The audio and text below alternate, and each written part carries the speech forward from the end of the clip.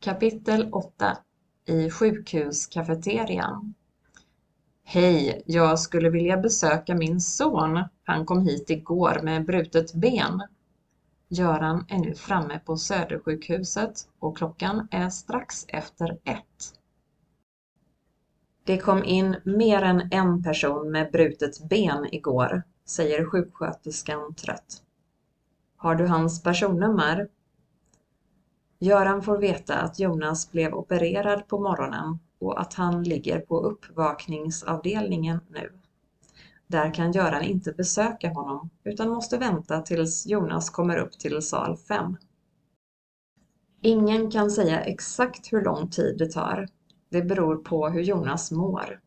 Troligen kommer han upp till avdelningen före klockan 4, säger de. Göran tjatar men sjuksköterskan ger sig inte.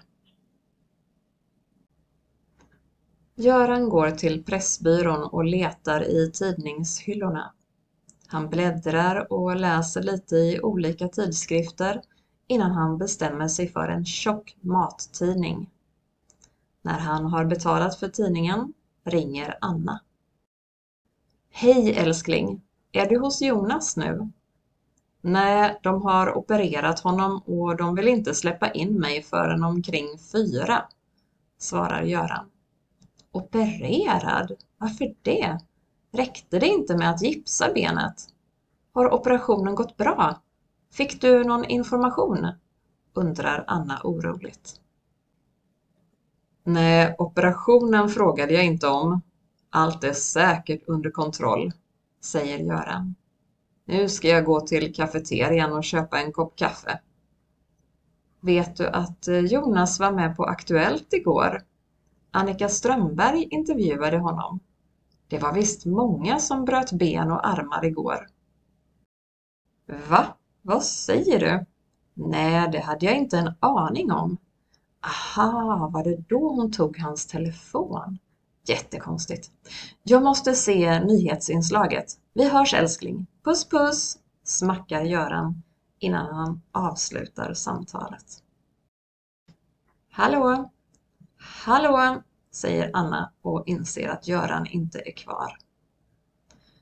Jonas syns några sekunder i nyhetsinslaget på SVT Play, men Annika Strömberg syns desto mer. Göran ler och tittar på när Jonas berättar för Annika hur bra akutvården fungerar. Tänk att hans son har blivit intervjuad av Annika Strömberg. Göran tittar på det korta inslaget gång på gång. Drygt en timme senare har Göran läst vartenda ord i mattidningen. I alla fall det mest intressanta. Klockan är snart 2:30 när han tar fram Jonas telefon. Det känns som om det var länge sedan han hämtade den i receptionen på TV-huset. Han ser att telefonen är på ljudlöst och att Jonas har fått flera sms och att han har flera missade samtal. Det är en privat telefon och Görans son är vuxen. Naturligtvis skulle Göran aldrig läsa Jonas sms när Jonas själv ligger nyopererad och försvarslös. Nej, det skulle han aldrig göra. Göran vrider och vänder på sig. Det här är för frestande. Han trycker på startknappen och sätter också på ljudet. Det verkar som om mobilen öppnas utan pinkod. Det är ju som gjort för att någon ska titta, tänker Göran. Det märks väl inte om jag kikar lite grann. Ett sms kommer från Jasmin. Göran klickar försiktigt på det. Som om det skulle göra honom mindre skyldig. I smset står det: Jag kommer så fort jag kan. Kram, Jasmin. Vad var det jag sa, tänker Göran.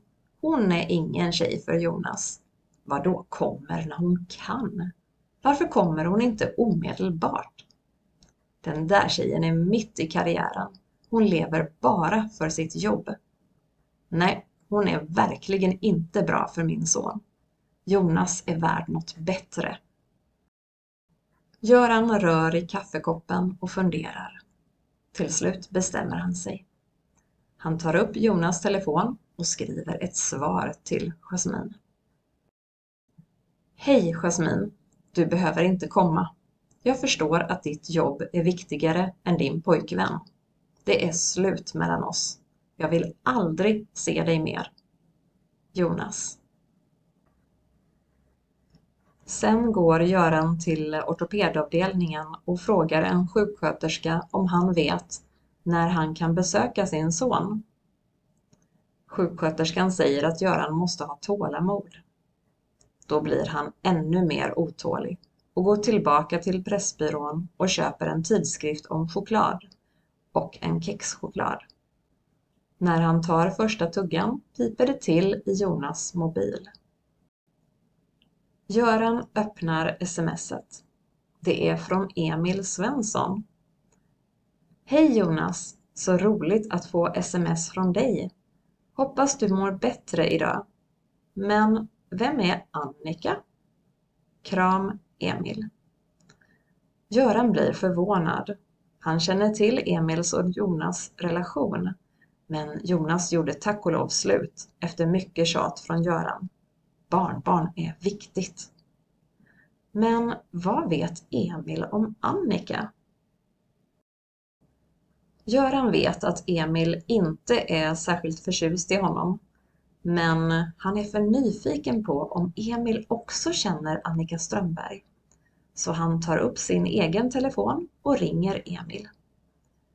Hej Göran, svarar Emil. Hej Emil, vad gör du? Jag har just vaknat, jag jobbade natt. Hur så? Jo, jag är på sjukhuset. Jag behöver sällskap. Jag väntar på att få besöka Jonas. Han bröt benet igår. Ja, jag vet. Jag jobbade ju igår. Okej, jag kommer, säger Emil. Bra. Jag sitter i kafeterian, säger Göran och lägger på.